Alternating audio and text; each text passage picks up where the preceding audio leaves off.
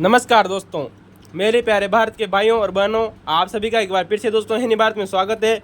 दोस्तों हमने यूपीएससी और आरपीएससी की दोस्तों जो विश्व इतिहास और दोस्तों इंडियन हिस्ट्री के दोस्तों जो पुरानी क्वेश्चन पेपर की दोस्तों श्रृंखला शुरू की थी, उसमें आप सभी का एक बार फिर से स्वागत है। दोस्तों आप लोगों को पता है हम दोस्तों आरपीएससी के दोस्तों पुराने क्वेश्चन पेपर को दोस्तों सॉल्यूशन कर रहे थे, जिसमें दोस्तों हम समाजशास्त्र के करीबन दोस्तों 15 से 20 वीडियो आप लोगों को बना चुके थे। दोस्तों हमने हिस्ट्री के करीबन इससे पहले दोस्तों 20 पेपरों का दोस्तों सॉल्यूशन कर चुके थे आप लोगों के सामने। दोस्तों हिस्ट्री का दोस्तों 21वां नंबर का दोस्तों हम पेपर का सॉल्यूशन कर रहे थे, और इसके पहले हम दोस्तों इससे पार्ट 1 दोस्तों पहले पार्ट 2 दोस्तों हम बना चुके थे। एग्जाम था दोस्तों सेट एग्जाम दोस्तों 2013 में हुआ था दोस्तों, हिस्ट्री का दोस्तों थर्ड पेपर का सॉल्यूशन कर रहे थे।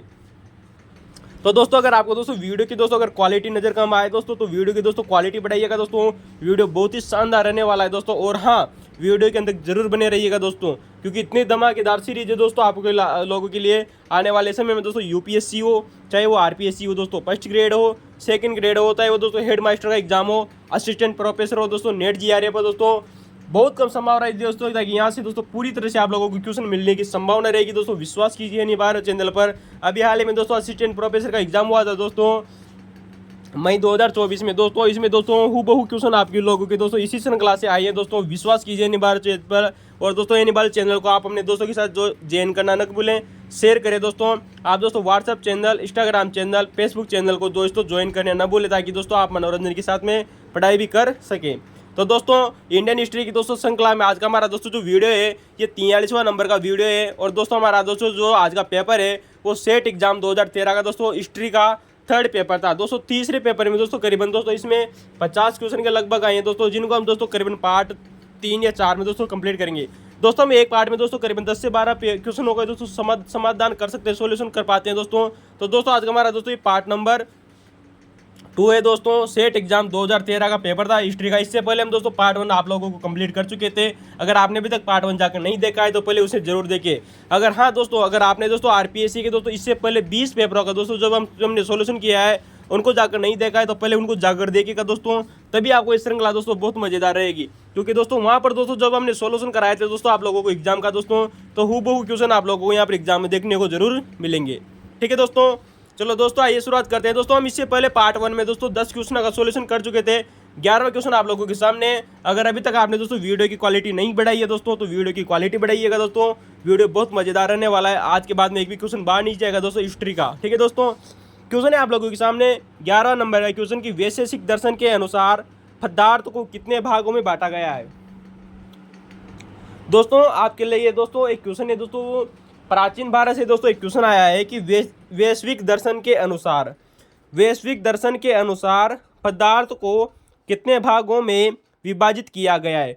दोस्तों इसका उत्तर अक्सर दोस्तों किताबों में दोस्तों अलग अलग दिया रहता है, लेकिन दोस्तों आरपीएससी के द्वारा दोस्तों जो इसका उत्तर माना गया है वो है दोस्तों 6 भाग। याद रखना दोस्तों, वैशेषिक दर्शन के अनुसार दोस्तों जो पदार्थ होता है उसको 6 भागों में बांटा गया है। लेकिन कभी कभी आपको दोस्तों इसका उत्तर दोस्तों सामान्यतः दोस्तों 7 भी देखने को मिल सकता है, कि दोस्तों वैशेषिक दर्शन के अनुसार जो पदार्थ को दोस्तों 7 भागों या 6 भागों में बांटा जाता है। दोस्तों हम यहाँ पर दोस्तों वैशेषिक दर्शन की बात करें तो आपने दोस्तों प्राचीन भारत में दोस्तों षड दर्शन का नाम सुना होगा। षड दर्शन में से दोस्तों एक दर्शन आता है जिसका नाम है दोस्तों वैशेषिक दर्शन दोस्तों। तो दोस्तों वैशेषिक दर्शन के दोस्तों जो प्रवक्ता थे दोस्तों आप जानते हो दोस्तों, इसके दोस्तों जो प्रवर्तक माने जाते हैं वो महर्षि कणाद को माना जाता है। बहुत बार दोस्तों एसएससी में क्वेश्चन पूछा जा चुका है दोस्तों कि वैश्विक दर्शन, या फिर दोस्तों फर्स्ट ग्रेड में एग्जाम आया में हुआ है कि वैश्विक दर्शन के प्रवर्तक कौन है, महर्षि कणाद। दोस्तों डायरेक्ट आपसे क्वेश्चन पूछता बनता है, बहुत बार एग्जाम में आया, आप जानते होंगे। दोस्तों वैशेषिक दर्शन का दोस्तों एक ग्रंथ आता है दोस्तों, आपने सुना होगा दोस्तों, जो इसका बहुत ही महत्वपूर्ण ग्रंथ माना जाता है या मूल ग्रंथ माना जाता है दोस्तों वैशेषिक दर्शन का। दोस्तों वैशेषिक दर्शन का दोस्तों जो मूल ग्रंथ है वो है दोस्तों वैश्विक सूत्र। कौन है दोस्तों? वैशेषिक सूत्र। तो दोस्तों जो वैशेषिक दोस्तों जो सूत्र ग्रंथ है दोस्तों, जो वैश्विक दर्शन का दोस्तों मूल ग्रंथ माना जाता है, ये दोस्तों मुख्यतः दोस्तों महर्षि कणाद के द्वारा लिखा गया ग्रंथ माना जाता है। यार ना दोस्तों, तो दोस्तों महर्षि कणाद वैशेषिक दर्शन के दोस्तों प्रवर्तक माने जाते हैं, और महर्षि कणाद के द्वारा ही दोस्तों एक ग्रंथ लिखा गया जिसका नाम है दोस्तों वैशेषिक सूत्र। तो दोस्तों वैशेषिक सूत्र दोस्तों महर्षि कणाद के द्वारा लिखा गया ग्रंथ है। दोस्तों याद रखना दोस्तों, ये क्वेश्चन आप लोगों से पूछा जा चुका है दोस्तों, आप लोगों को जरूर याद रहना चाहिए। दोस्तों नेट जीआरएफ में क्वेश्चन आया हुआ है याद ना दोस्तों कि वैशेषिक दर्शन पर दोस्तों सर्वप्रसिद्ध टीका किस व्यक्ति के द्वारा लिखी गई थी, उस टीका का नाम याद रखना दोस्तों, जिसका नाम है दोस्तों पदार्थ धर्म संग्रह। दोस्तों पदार्थ धर्म संग्रह दोस्तों नामक एक टीका लिखी गई है दोस्तों वैशेषिक दर्शन के ऊपर। इसको लिखने का कार्य किया था दोस्तों प्रशस्तपाद ने। दोस्तों फिर गौर कीजिएगा दोस्तों, प्रशस्तपाद नामक एक व्यक्ति ने दोस्तों वैशेषिक दर्शन पर दोस्तों एक टीका लिखी, एक बुक लिखी दोस्तों, जिसका नाम है दोस्तों पदार्थ धर्म संग्रह। ठीक है दोस्तों, तो दोस्तों पदार्थ धर्म संग्रह दोस्तों वैशेषिक दर्शन पर दोस्तों एक टीका लिखी गई है प्रशस्तपाद के द्वारा। दोस्तों हमने आप लोगों को अभी हाल ही में दोस्तों चर्चा की थी दोस्तों कि वैशेषिक दर्शन में पदार्थ को दोस्तों 6 या 7 भागों में बांटा जाता है। 6 भागों में दोस्तों आरपीएससी ने आंसर माना है दोस्तों। 7 भागों के अगर हम चर्चा करें तो दोस्तों 7 पदार्थों की दोस्तों जो 7 भाग बताए वो है दोस्तों उच्च, गुण और कर्म। दोस्तों फिर गौर कीजिए दोस्तों, उच्च, गुण और कर्म। जिसके बाद में दोस्तों जो चौथा है वो है दोस्तों सामान्य सर्व विद्या मानता। तो दोस्तों सामान्य सर्व विद्या मानता। और दोस्तों जो 5वां है वो है दोस्तों विशेष, यानी पदार्थ का 5वां भाग बताया विशेष। 6वां भाग बताया दोस्तों इसने दोस्तों समन्वय। क्या नाम है दोस्तों? समन्वय। तो दोस्तों 6वां जो भाग बताया वो बताया तो समन्वय। तो ये 6 भाग हो गए दोस्तों। 7वां भाग भी माना जाता है जिसका नाम है दोस्तों अभाव। दोस्तों क्या बताया दोस्तों? अभाव। तो दोस्तों वैशेषिक दर्शन में दोस्तों जो पदार्थ के दोस्तों जो भाग बताए गए दोस्तों वो 6 या 7 भाग बताए गए हैं जो आप लोगों के सामने है दोस्तों। गुण, कर्म, उच्च, सामान्य, सर्व विद्या, विशेष, समन्वय और अभाव। तो ये 5 गुण बताए गए हैं दोस्तों 5 भाग बताए गए पदार्थ के। अब आप जानते हो दोस्तों जो महर्षि कणाद थे दोस्तों वैशेषिक दर्शन के प्रवर्तक, दोस्तों इन्होंने एक सिद्धांत दिया था, एक थ्योरी दी थी। आप जानते हो दोस्तों परमाणुवाद का सिद्धांत। दोस्तों परमाणु को दोस्तों जो पदार्थ होता है वो सब दोस्तों अणु से मिलकर बने, पर दोस्तों परमाणु से ही मिलकर बनते हैं। तो दोस्तों इन्होंने परमाणुवाद का दोस्तों एक सिद्धांत दिया था दोस्तों महर्षि कणाद ने। आप जानते हो दोस्तों इंपॉर्टेंट बात आती है दोस्तों, एक क्वेश्चन पूछा जा चुका है दोस्तों कि दोस्तों सर्वप्रथम परमाणुवाद का सिद्धांत किसने दिया था? महर्षि कणाद ने। दोस्तों आपने दोस्तों एनसीईआरटी में भी पढ़ा होगा ये सब। दोस्तों यहाँ पर परमाणुवाद का दोस्तों जो सिद्धांत है वो कहता क्या है कि दोस्तों जो परमाणु होते हैं वो निष्क्रिय होते हैं, यानी कि वो क्रिया नहीं करते हैं, लेकिन दोस्तों जो इनको गति प्रदान की जाती है ना दोस्तों वो जो इनको गति प्रदान करने वाली यानी कि इनको मोशन में करने वाली दोस्तों जो सत्ता है दोस्तों वो ईश्वर है। किसने माना दोस्तों? परमाणुवाद सिद्धांत में माना गया है कि दोस्तों जो परमाणु होते हैं वो निष्क्रिय होते हैं तथा उनको गति प्रदान करने वाली दोस्तों जो सत्ता है वो ईश्वर है। अर्थात दोस्तों जो महर्षि कणाद ने दोस्तों वैशेषिक दर्शन में दोस्तों ईश्वर की सत्ता को स्वीकार किया है। दोस्तों याद रखना दोस्तों, वेरी मोस्ट इंपोर्टेंट है। पदार्थ होने के साथ भी दोस्तों इन्होंने ईश्वर की सत्ता को स्वीकार किया है। अतः दोस्तों जो वैशेषिक दर्शन है, इस दर्शन ने किसने दर्शन ने दोस्तों इस वैशेषिक दर्शन ने ईश्वर, आत्मा और कर्म सिद्धांत को दोस्तों स्वीकार किया। याद रखना दोस्तों, वेरी मोस्ट इंपोर्टेंट क्वेश्चन आता है। पदार्थ की अवस्था को मानता है कौन? वैशेषिक दर्शन। फिर भी दोस्तों इसने दोस्तों ईश्वर को माना, क्योंकि दोस्तों इसी ने ईश्वर के तहत इसने माना कि दोस्तों जो पदार्थ होते हैं, परमाणु होते हैं पदार्थ के, वो सब दोस्तों ईश्वर के द्वारा ही संचालित होते हैं। आत्मा को माना और कर्म सिद्धांत को भी स्वीकार किया है दोस्तों वैशेषिक दर्शन। ये क्वेश्चन आप लोगों से बन सकता है दोस्तों, याद कीजिएगा। अगले क्वेश्चन की तरफ चलते हैं दोस्तों। क्वेश्चन नंबर 12 आप लोगों के सामने दोस्तों सेट एग्जाम 2013 का हिस्ट्री का 3rd पेपर था दोस्तों, पार्ट नंबर 2। इसका हम सॉल्यूशन कर रहे हैं दोस्तों। विजयनगर शहर, दोस्तों यहाँ पर साल लिखा हुआ है दोस्तों, इसको शहर कीजिएगा दोस्तों। विजयनगर शहर वर्तमान में किस स्थान से जाना जाता है? यानी कि जो विजयनगर शहर है दोस्तों इसे वर्तमान में किस नाम से जाना जाता है? दोस्तों आप लोगों से क्वेश्चन पूछा गया है, आप जानते हो इसका उत्तर होगा दोस्तों हम्पी। दोस्तों वर्तमान में दोस्तों जो विजयनगर दोस्तों जो साम्राज्य है दोस्तों इसे हम्पी के नाम से जाना जाता है। दोस्तों आप जानते हो दोस्तों विजयनगर साम्राज्य के बारे में दोस्तों पहले भी चर्चा कर चुके हैं दोस्तों फर्स्ट ग्रेड में। एक बार फिर दोस्तों विजयनगर साम्राज्य की चर्चा करते हैं। आइए देखते हैं दोस्तों क्या क्या क्वेश्चन यहाँ से बन सकते हैं आप लोगों के सामने।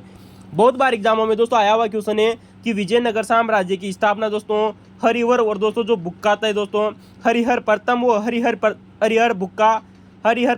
हरिहर बुक्का प्रथम ने दोस्तों 1336 में तुंगभद्रा नदी के तट पर दोस्तों इसकी स्थापना की थी दोस्तों विजयनगर साम्राज्य की। दोस्तों याद रखना दोस्तों हरिहर प्रथम था और बुक्का प्रथम था, दोनों ने दोस्तों 1336 में दोस्तों तुंगभद्रा नदी के तट पर दोस्तों विजयनगर साम्राज्य की स्थापना की थी। लेकिन सबसे प्रमुख बात यह आती है दोस्तों कि इन व्यक्तियों ने दोस्तों विजयनगर साम्राज्य की स्थापना करने से पहले दोस्तों ये दोस्तों हरिहर और दोस्तों जो बुक्का थे ये वारगल का दोस्तों जो प्रताप रुद्र देव द्वितीय था दोस्तों, वारगल के प्रताप रुद्र देव द्वितीय के राजस्व अधिकारी हुआ करते थे दोस्तों हरिहर और बुक्का। वेरी मोस्ट इंपोर्टेंट बात आती है लग दोस्तों, आप लोगों से क्वेश्चन बनेगा कि हरिहर बुक्का ने विजयनगर साम्राज्य की स्थापना करने से पहले किसके राजस्व अधिकारी के रूप में कार्य किया था? तो दोस्तों ये वारगल के प्रताप रुद्रदेव द्वितीय के राजस्व अधिकारी थे। बाद में दोस्तों प्रताप रुद्रदेव द्वितीय के बाद में दोस्तों ये दिल्ली सल्तनत के दोस्तों जो शासक आता है मोहम्मद बिन तुगलक, जहाँ जिसे हम दोस्तों आमतौर पर MBT के नाम से जाना जाता है। MBT मोहम्मद बिन तुगलक के कृपा पात्र बने थे, यानी कि दोस्तों ये मोहम्मद बिन तुगलक की सेवा में चले गए थे। और दोस्तों मोहम्मद बिन तुगलक ने ही दोस्तों इन्होंने दक्षिण भारत भेजा था। इंपॉर्टेंट बात याद रखना दोस्तों, हरिहर और बुक्का को दोस्तों दक्षिण भारत में भेजने का कार्य किसने किया था? दोस्तों मोहम्मद बिन तुगलक ने किया था, और ये मोहम्मद बिन तुगलक के दरबार में रहने लग गए थे बाद में। तो दोस्तों यह दोनों फैक्ट आप लोगों से पूछे जा सकते हैं आने वाले समय में। दोस्तों यहाँ पर क्वेश्चन आप लोगों से पूछा जा चुका है दोस्तों, वेरी मोस्ट इंपोर्टेंट है दोस्तों, कि सर्वप्रथम दोस्तों किन ग्रंथों में या किस संस्कृत ग्रंथों में हमें सर्वप्रथम विजयनगर साम्राज्य की दोस्तों जानकारी मिलती है? दोस्तों ये क्वेश्चन आप लोगों से पूछा जा चुका है, याद रखना। विजयनगर साम्राज्य के सर्वप्रथम दोस्तों में जो स्त्रोत है वो संस्कृत ग्रंथ आते हैं दोस्तों, जिनका नाम है दोस्तों राजकाल निर्णय।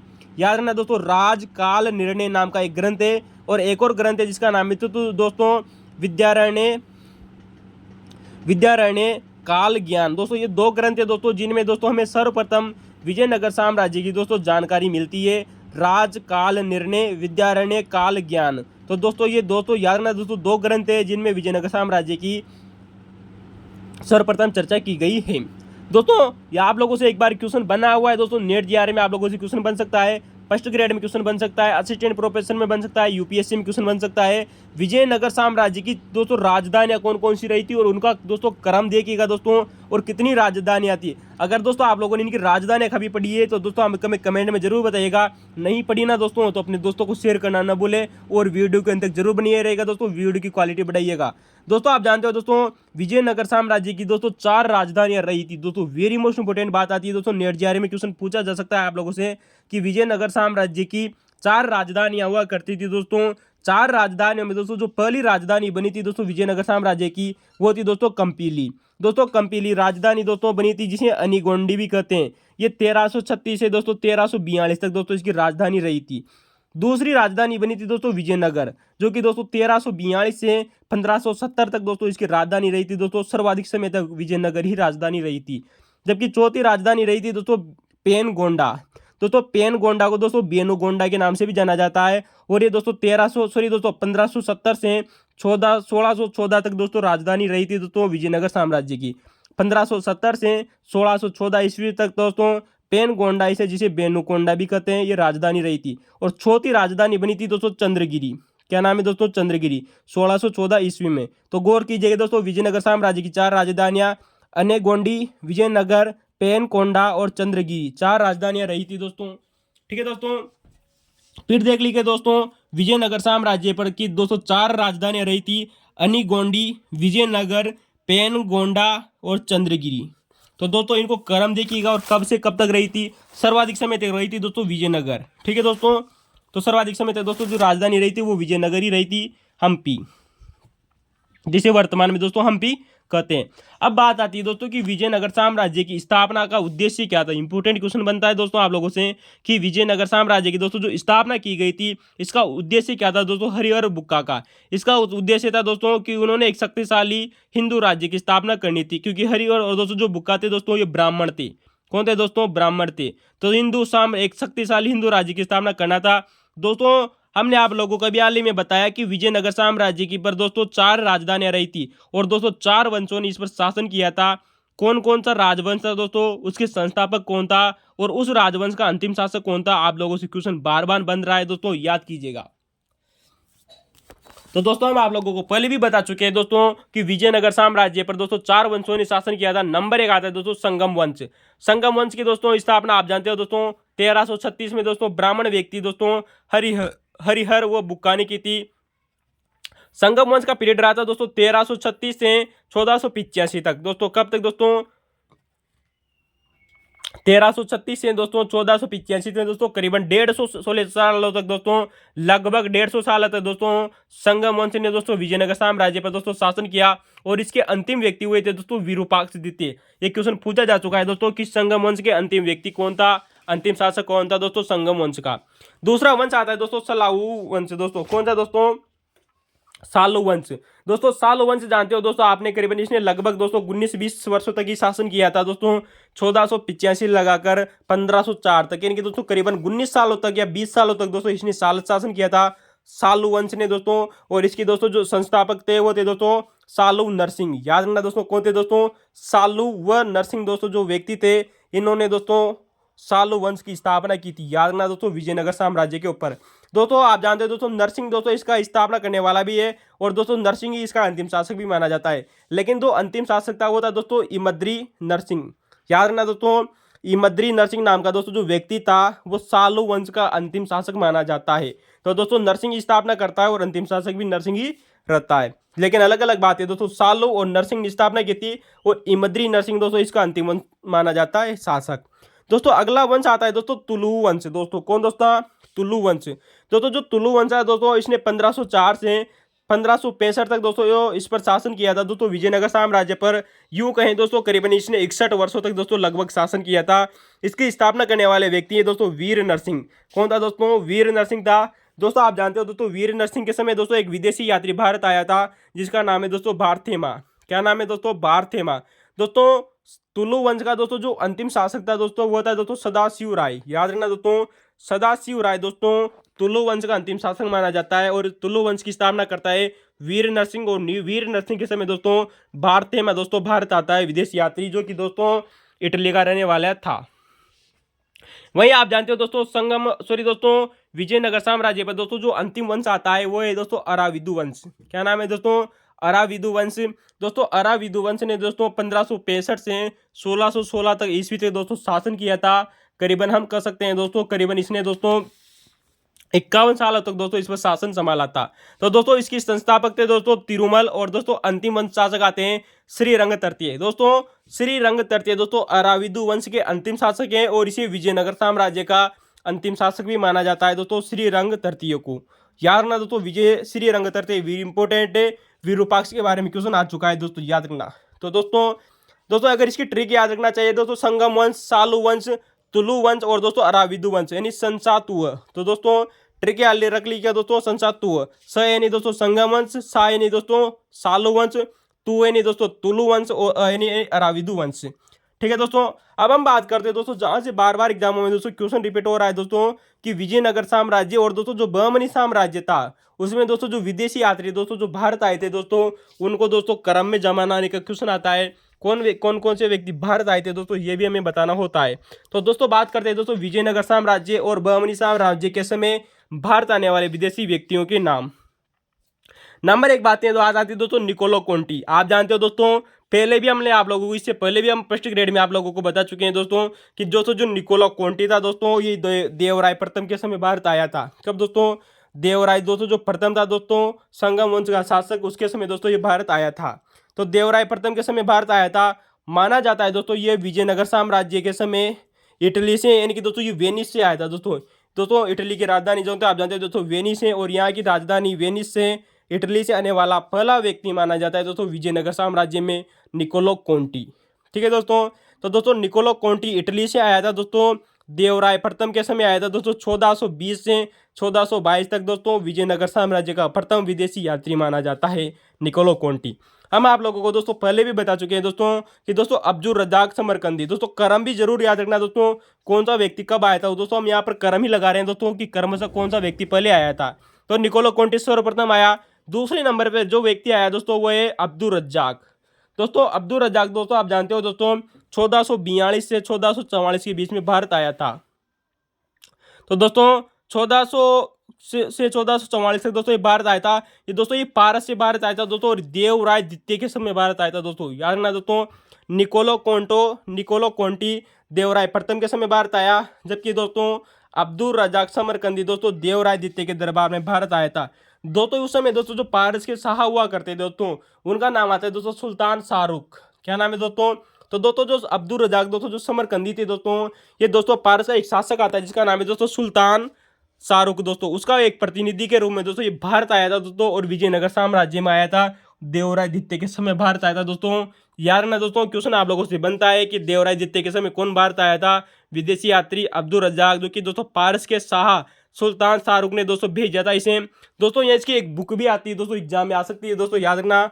अब्दुल रजाक समरकंदी ने एक पुस्तक लिखी थी जिसका नाम है दोस्तों मतलोस सदाइन, याद रखना दोस्तों, मतलोस सदाइन व मजमोल बहारेन, याद रखना दोस्तों, मतसोल सदाइन व मजमोल बहारेन। दोस्तों इस पुस्तक का अर्थ याद नहीं, हिंदी में अर्थ याद रखे तो दोस्तों इसका अर्थ होता है दो भाग्यशाली ग्रह। दोस्तों आप जानते हो दोस्तों जो हमारे दोस्तों जो ग्रह है दोस्तों दोस्तों बृहस्पति ग्रह और दोस्तों शुक्र ग्रह के बारे में इसने एक पुस्तक लिखी थी, तथा दोस्तों एक और दो समुद्रों के बारे में, यानी कि दो समुद्रों का मिलन। तो इस पुस्तक का नाम है दोस्तों दो भाग्यशाली ग्रहों तथा दो समुद्रों, जिनका नाम है दोस्तों बृहस्पति और शुक्र दोस्तों जो ग्रह थे, तथा दो समुद्रों का संगम। इस पुस्तक का नाम है मतलोस सदाइन व मजमोल बहारेन। दोस्तों इस पुस्तक का नाम है अब्दुल रजाक की पुस्तक आती है दोस्तों, याद रखना, वेरी मोस्ट इंपोर्टेंट है यह पुस्तक। दोस्तों इसके बाद में दोस्तों जो एक व्यक्ति भारत आया था उसका नाम है दोस्तों निकितीन। कौन था दोस्तों? निकितीन। दोस्तों निकितीन आप जानते हो दोस्तों ये मोहम्मद तृतीय के समय भारत आया था दोस्तों, जो बहमनी शासक था दोस्तों निकितीन। दोस्तों ये निकितीन दोस्तों ये रूस से आया था दोस्तों। कहाँ से आया था दोस्तों? निकितीन दोस्तों रूस से भारत आया था दोस्तों। और दोस्तों ये मोहम्मद तृतीय, कौन दोस्तों? मोहम्मद तृतीय के दरबार में भारत आया था दोस्तों। मोहम्मद तृतीय के समकालीन बहमनी दोस्तों जो शासक था दोस्तों उस समय भारत आया था निकितीन।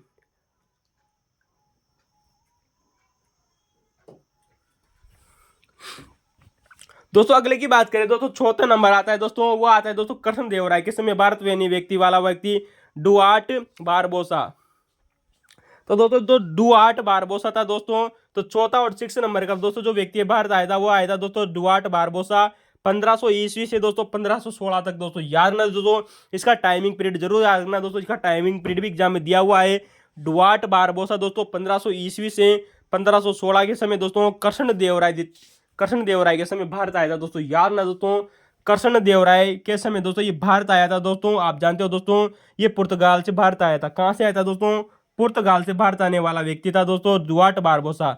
इसके बाद में दोस्तों हमने आप लोगों को भी थोड़ी देर पहले बताई थी दोस्तों तुलु वंश के बारे में, जब चर्चा की थी कि वीर नरसिंह के समय दोस्तों जिसने स्थापना की थी तुलु वंश की, वीर नरसिंह के समय एक व्यक्ति दरबारी भारत आया था दोस्तों बारथेमा। तो दोस्तों बारथेमा दोस्तों जामग नामक दोस्तों जो विदेशी यात्री था दोस्तों, ये वीर नरसिंह के समय ही भारत आया था दोस्तों, जो तुलु वंश का संस्थापक था दोस्तों। ये इटली से आया था दोस्तों। कहाँ से आया था दोस्तों? इटली से। जबकि हमने अभी हाल ही में आप लोगों को बताया दोस्तों कि डुआर्ट बारबोसा दोस्तों पुर्तगाल से भारत आया था। कहाँ से आया था दोस्तों? पुर्तगाल से, कृष्णदेवराय के समय। कृष्णदेवराय के समय दोस्तों एक और विद्वान दोस्तों भारत आता है जिसका नाम है दोस्तों डोमिंगो फेज। दोस्तों आप इसे दोस्तों डोमिंगो फेज को अक्सर दोस्तों एग्जामों में सुना होगा दोस्तों, एनसीईआरटी में भी आप लोगों को दोस्तों दिया हुआ है दोस्तों डोमिंगो फेज। दोस्तों ये दोस्तों 1522 से, यानी कि दोस्तों ये 1522 में दोस्तों भारत आया था। कौन दोस्तों? Domingo phase. दोस्तों ये कृष्णदेवराय से दोस्तों जो कृष्णदेवराय था दोस्तों उसी के समय दोस्तों भारत आया था दोस्तों। तो याद रखना दोस्तों डुआर्ट बारबोसा और दोस्तों जो डोमिंगो फेज थे ये दोनों के दोनों दोस्तों इटली के रहने वाले, सॉरी दोस्तों पुर्तगाली थे, और दोस्तों कृष्णदेवराय के समय दोस्तों भारत आए थे। तो याद रखना दोस्तों डुआर्ट बारबोसा और डोमिंगो फेज दोनों के दोनों दोस्तों पुर्तगाली व्यक्ति थे और कृष्णदेवराय के समय भारत आए थे। इसके बाद में दोस्तों जो अगला आता है दोस्तों 7वें नंबर पे दोस्तों जो सबसे बाद आया दोस्तों वो है दोस्तों फर्नांडिस नूनीज। कौन था दोस्तों? नूनीज। दोस्तों अक्सर दोस्तों नूनीज भी एग्जामों में दोस्तों रिपीट हो रहा है दोस्तों, याद रखना दोस्तों इसका पूरा नाम आता है दोस्तों फर्नांडिस नूनीज। फर्नांडिस दोस्तों जो नूनीज था दोस्तों ये दोस्तों अच्युत देवराय के समय भारत आया था। किसके समय दोस्तों? अच्युत देवराय के समय। तो दोस्तों अच्युत देवराय के समय भारत आने वाला विदेशी व्यक्ति था फर्नांडिस दोस्तों नूनीज दोस्तों। और ये भी दोस्तों कहाँ का रहने वाला था दोस्तों? ये भी पुर्तगाल का रहने वाला था। दोस्तों आप लोगों से एग्जाम में क्वेश्चन आया हुआ है दोस्तों कि वो विदेशी यात्री दोस्तों जो सबसे अंत में दोस्तों भारत में या विजयनगर साम्राज्य के समय भारत आया था, यानी कि विजयनगर साम्राज्य में सबसे अंत में आने वाला दोस्तों जो व्यक्ति था वो व्यक्ति था दोस्तों सीजर फ्रेडरिक। याद रखना दोस्तों क्वेश्चन रिपीट हो रहा है दोस्तों। सर्वप्रथम दोस्तों निकोलो कोंटी आया था दोस्तों इटली से, और सबसे अंत में आया था दोस्तों सीजर फ्रेडरिक। दोस्तों ये 1567-68 में भारत आया था सदाशिव के समय। किसके समय दोस्तों? उस समय शासक था दोस्तों विजयनगर साम्राज्य का सदाशिव। दोस्तों ये इटली से भारत आया था दोस्तों। सबसे पहले वाला आने वाला निकोलो कोंटी भी इटली का था दोस्तों, और सीजर फ्रेडरिक भी दोस्तों इटली का था दोस्तों, जो कि सदाशिव के समय भारत आया था। विजयनगर साम्राज्य में आने वाला दोस्तों अंतिम विदेशी यात्री माना जाता है दोस्तों सीजर फ्रेडरिक। क्वेश्चन आया हुआ है दोस्तों, याद रखना। तो दोस्तों ये 8 व्यक्ति दोस्तों आप लोगों को जरूर याद रखना चाहिए दोस्तों, निकोलो कोंटी और अब्दुल रज्जाक देवराय प्रथम और देवराय द्वितीय के समय भारत आए थे। जबकि दोस्तों कृष्ण देवराय के समय दोस्तों 2 व्यक्ति भारत आए, डुआर्ट बारबोसा और डोमिंगो फेज। ठीक है दोस्तों, सीजर फ्रेडरिक का क्वेश्चन आया हुआ है दोस्तों, याद रखना दोस्तों। सदाशिव के समय भारत आया था। विजयनगर साम्राज्य में आने वाला दोस्तों अंतिम विदेशी यात्रा माना जाता है। दोस्तों अगले क्वेश्चन की बात करते हैं। अगला क्वेश्चन है आप लोगों के सामने, सांख्य दर्शन के अनुसार दोस्तों पुनः क्वेश्चन दोस्तों षड दर्शन से आप लोगों के सामने क्वेश्चन आया हुआ है दोस्तों। विश्वास कीजिए तो अनिवार्य चैनल पर एक भी क्वेश्चन बाहर नहीं जाएगा दोस्तों आने वाले समय में। तो क्वेश्चन है दोस्तों आप लोगों के सामने कि सांख्य दर्शन के अनुसार प्रकृति का विकास कितने गुणों से होता है दोस्तों। सांख्य दर्शन के अनुसार जो दोस्तों हमारी दोस्तों जो प्रकृति है, जो हमारा दोस्तों जो नेचर है, वो इसका दोस्तों जो विकास है दोस्तों कितने गुणों से हुआ है दोस्तों, ये हमें बताना है। तो दोस्तों आप जानते हो दोस्तों सांख्य दर्शन के अनुसार दोस्तों जो प्रकृति का दोस्तों जो विकास है दोस्तों, वो 3 गुण बताए गए हैं दोस्तों। कितने गुण बताए गए दोस्तों? 3 गुणों से इसका विकास बताया गया है दोस्तों। आप जानते हो दोस्तों, हमने आप लोगों को दोस्तों पहले भी चर्चा कर चुके दोस्तों, सत्व रजस गुण और तमस गुण दोस्तों, सत्व रज और तम दोस्तों, ये आप जानते हो दोस्तों, ये 3 प्रकार के दोस्तों गुण पाए जाते हैं दोस्तों। मनुष्य हो गया दोस्तों, प्रकृति हो गई, सब में दोस्तों 3 प्रकार के गुण पाए जाते हैं, सत्व गुण, रज गुण और तम गुण दोस्तों। इसे त्रिगुण का सिद्धांत भी बोला जाता है। याद रखना दोस्तों, सत्व रज और तम दोस्तों जो होते हैं दोस्तों, जो गुण होते हैं हमारे मनुष्य के अंतर या प्रकृति के अंतर्गत, इनको दोस्तों त्रिगुण का सिद्धांत भी बोला जाता है। आइए दोस्तों हम बात करें दोस्तों सांख्य दर्शन की। दोस्तों जो सांख्य दर्शन है दोस्तों, जो षड दर्शन में सबसे पहला दर्शन माना जाता है दोस्तों। हम इससे पहले वैशेषिक दर्शन की चर्चा कर चुके थे दोस्तों। अभी हाल ही में थोड़ी देर पहले एक बार फिर आपके लोगों के सामने सांख्य दर्शन क्वेश्चन आया है, जो षड दर्शन का एक भाग है। बात करें दोस्तों कि सांख्य दर्शन के दोस्तों जो प्रवर्तक हैं वो महर्षि कपिल को माना जाता है। याद रखना दोस्तों, सांख्य दर्शन के दोस्तों जो प्रवर्तक है दोस्तों, वो महर्षि कपिल को माना जाता है दोस्तों। इसका एक प्रमाणिक ग्रंथ आता है जिसका नाम है दोस्तों सांख्य कारिका। क्या नाम है दोस्तों? सांख्य दर्शन का दोस्तों एक प्रमाणिक ग्रंथ आता है जिसका नाम है दोस्तों सांख्य कारिका, जिसके दोस्तों लेखक दोस्तों आप लोगों को इंपोर्टेंट है दोस्तों, याद रखना। सांख्य कारिका नामक दोस्तों जो ग्रंथ है दोस्तों, इसके लेखक आते हैं ईश्वर कृष्ण दोस्तों। कौन दोस्तों? ईश्वर कृष्ण को दोस्तों सांख्य कारिका दर्शन ग्रंथ का लेखक माना जाता है।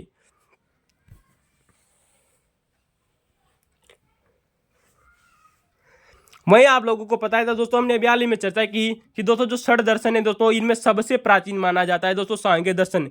6 दर्शन जो हमने आप लोगों को दोस्तों बताएंगे दोस्तों, सांख्य मीमांसा दोस्तों, सांख्य दर्शन, मीमांसा दर्शन दोस्तों, पूर्व मीमांसा, उत्तरार्ध मीमांसा, वैशेषिक दर्शन, योग दर्शन।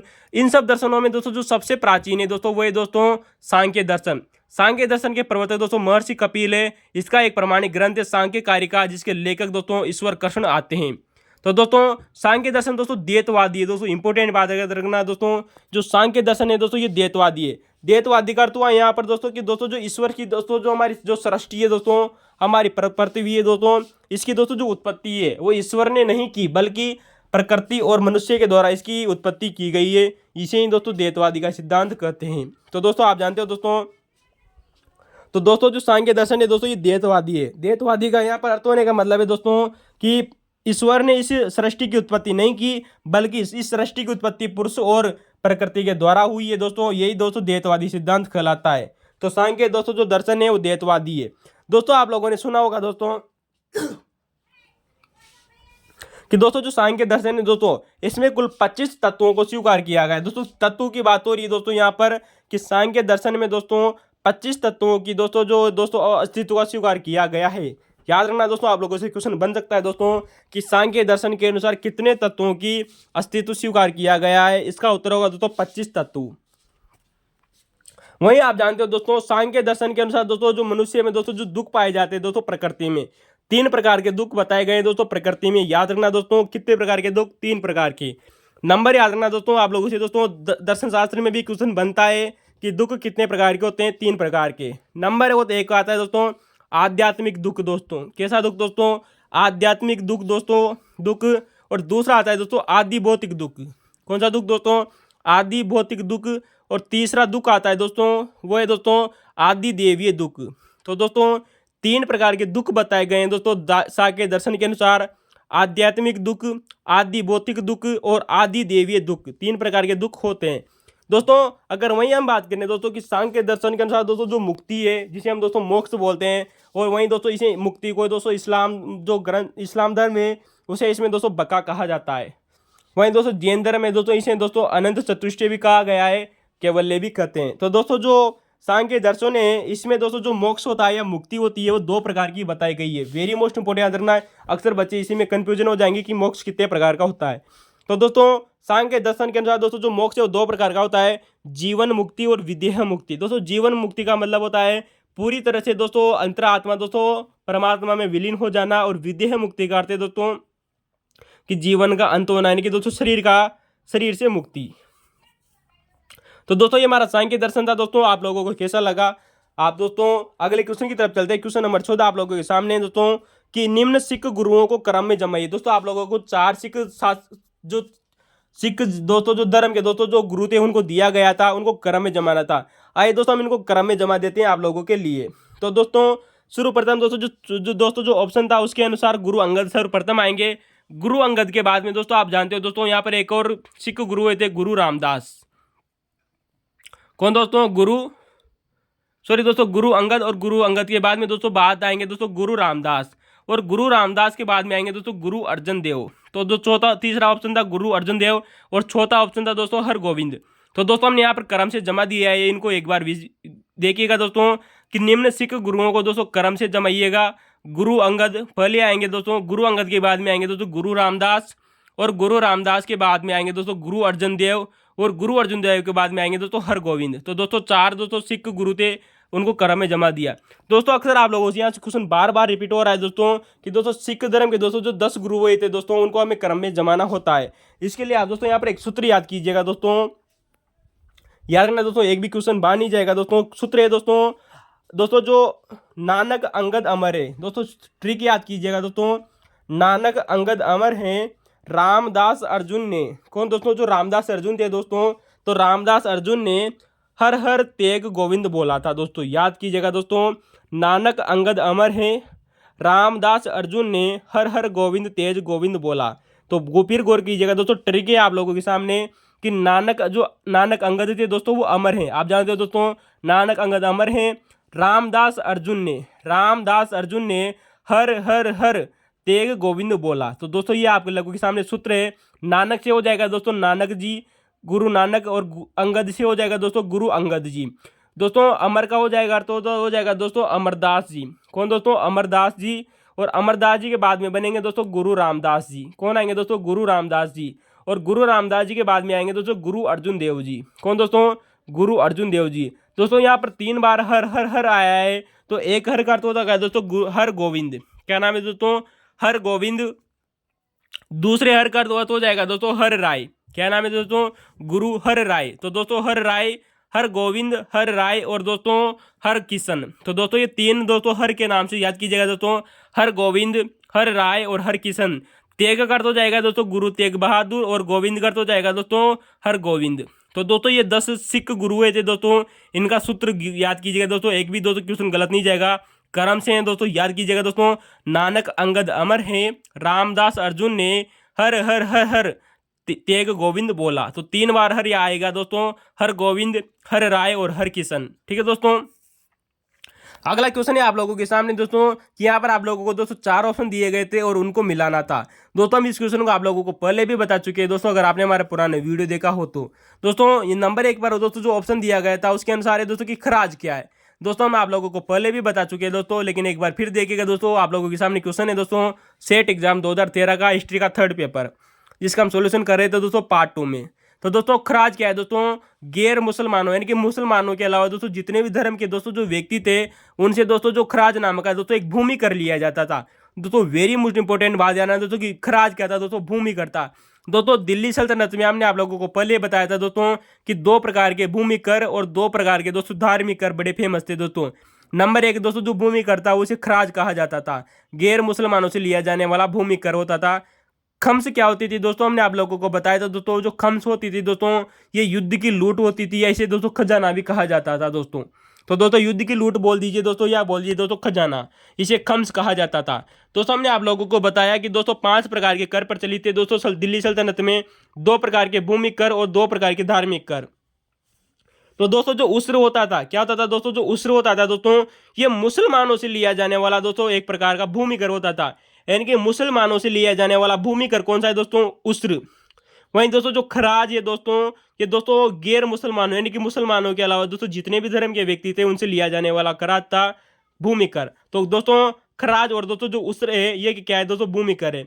चौथे ऑप्शन की बात करें दोस्तों की जकात क्या था, क्वेश्चन दिया हुआ था और हमने मिलाना था दोस्तों, हमने आप लोगों के सामने मिला दिया है कि दोस्तों जो जकात होती है, आप जानते हो दोस्तों अक्सर लोकोक्तियों में या फिर दोस्तों चुटकुलों में आप लोगों को बताया जाता है कि दोस्तों जो जकात क्या है, यहाँ पर जकात बिट रही है क्या, तो जकात बट रही है का मतलब होता है दोस्तों कि कमजोर मुसलमानों पर खर्च करने हेतु, यानी कि दोस्तों जो निर्धन दोस्तों जो व्यक्ति थे दोस्तों मुसलमान समुदाय के, तो निर्धन मुसलमान समुदायों के ऊपर जो संपन्न मुसलमान थे दोस्तों, यानी कि दोस्तों जो आर्थिक रूप से दोस्तों जो संपूर्ण मुसलमान थे दोस्तों, उनसे लिया जाता था दोस्तों कर।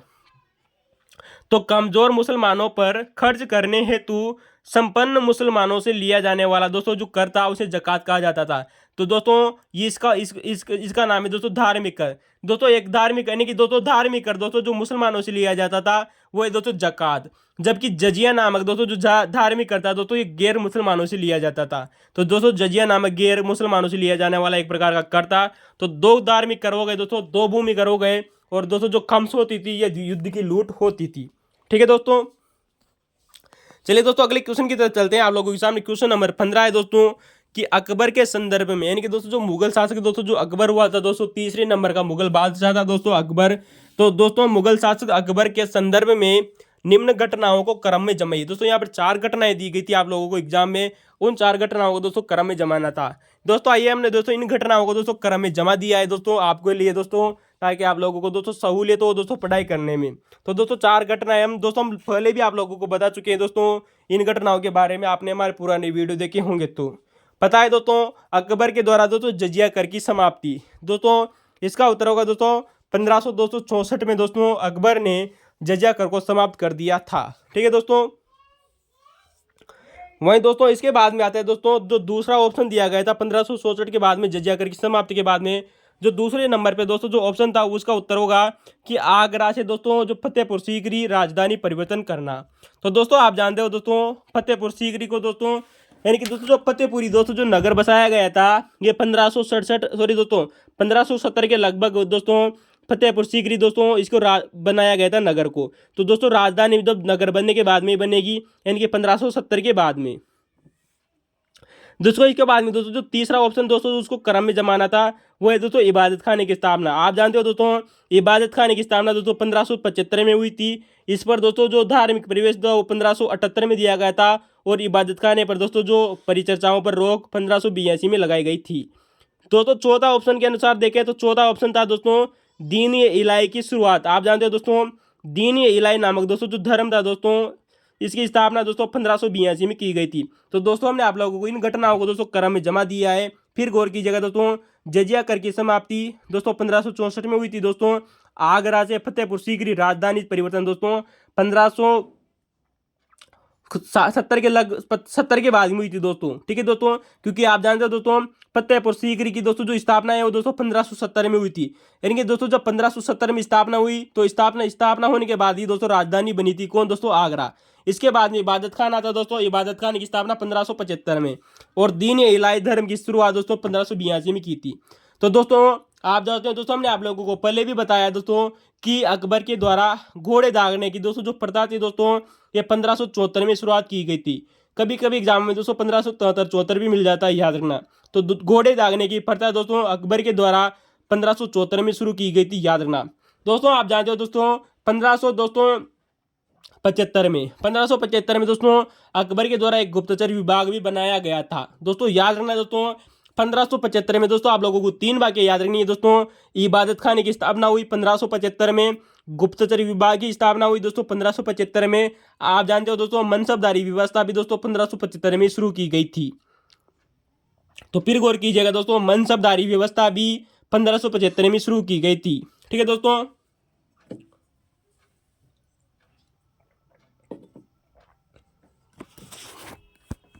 तो दोस्तों ये एक बार फिर गौर कीजिएगा दोस्तों, 1575 में दोस्तों तीन बातें आपको याद रखनी है दोस्तों। इबादत खाने की स्थापना 1575 में हुई, गुप्तचर विभाग की स्थापना 1575 में हुई, ये मनसबदारी व्यवस्था की शुरुआत भी दोस्तों 1575 में हुई। दोस्तों घोड़े दागने की प्रथा दोस्तों इसने 1574 में शुरुआत की थी, और फतेहपुर सीकरी की स्थापना इसने 1570 में की थी। दोस्तों आप लोगों से दोस्तों नेट जीआरए में क्वेश्चन पूछा जा चुका है। अगर आपने हमारे नेट जीआरए के दोस्तों पुराने क्वेश्चन पेपर को हल किया होगा तो पता होगा दोस्तों कि दोस्तों अकबर के द्वारा सिजदा और पेबोस दोस्तों जो प्रथाएं होती थी दोस्तों उनका प्रारंभ किया था दोस्तों अकबर के द्वारा 1500 दोस्तों 77-78 में। याद रखना दोस्तों, मुगल शासक अकबर के द्वारा सिजदा व पेबोस प्रथाओं का प्रारंभ 1578 में किया गया था, 1577-78 में। तो याद रखना दोस्तों 1578 में सिजदा व पेबोस प्रथाएं शुरुआत की थी दोस्तों मुगल शासक अकबर के द्वारा।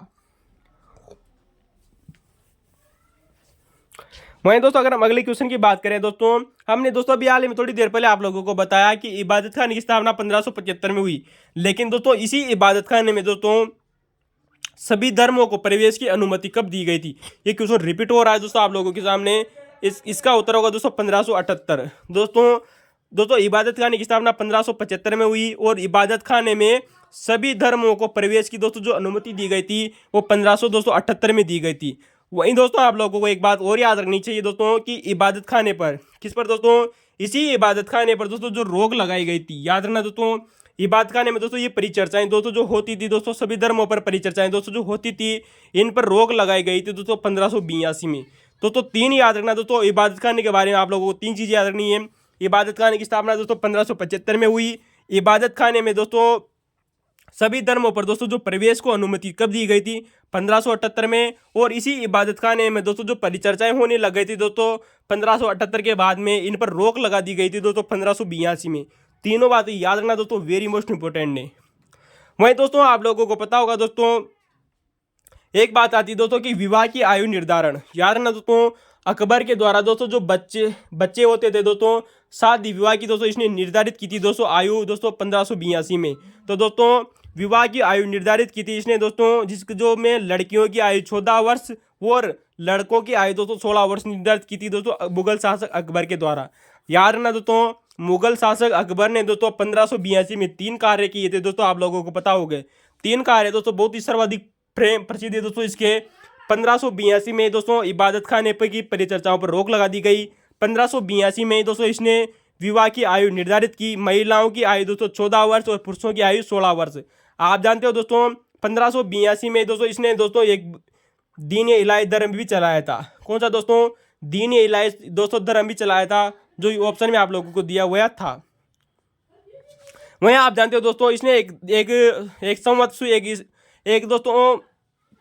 एक दोस्तों जो सन था दोस्तों उसकी शुरुआत की थी दोस्तों इसने इलाही, जिसे पसली संवत भी कहते हैं दोस्तों, इलाही या पसली संवत की शुरुआत की थी दोस्तों 1583-84 में।